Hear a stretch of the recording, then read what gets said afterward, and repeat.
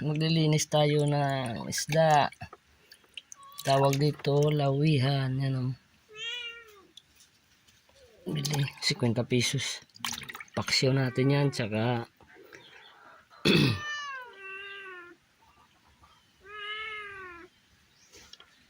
ano ako sinigang ng konti lang, mga 2 piraso. Ako lang naman mag-isa dito eh. Yan, malinis na. Umpisa natin magluto. Yan ang pangsahog natin sa ating sinabawan. May kamyas po. Iba ang tawag sa amin yan. Iba. Patula. Okra. Kamote. Talbos. Sarap. Yan, sibuyas. 1 piraso lang. Magkano to? 7 pesos.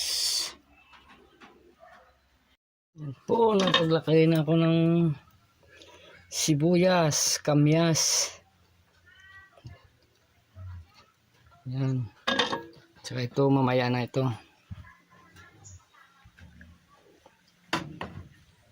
Sitaw, meron din yan. Pag kumulo yan, ilalagay natin yung isda. Yun, mukulo na. Lalagay natin yung okra natin.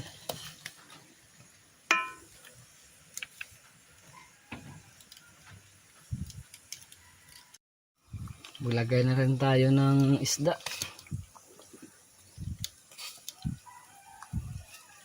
Yan, 3 piraso lang.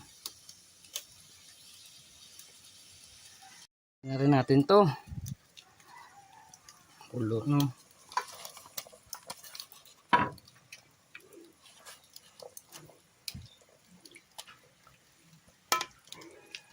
Yan. Maya-maya po luto na yung ating sinabawan. Simpleng sinigang lang po yan. Yan po. Luto na po yung sinabawan. Ululuto na naman po tayo ng paksiw. Ang sarap po niya, no? Usok pa. At ito naman yung sahog natin sa paksiw. Mayroon din kamyas or iba. Yan yung papaksiwin natin. 8 piraso lang po yan. At ayan po yung ating pampaksiw. Yan, natimplahan ko na po yan. Simple lang po yan.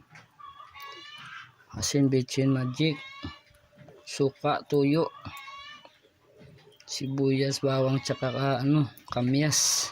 Yan lang po. Tingnan nyo po, kumukulo na. Oh. Yan, ang bango. Yan, maya maya po kakain tayo tanghalian.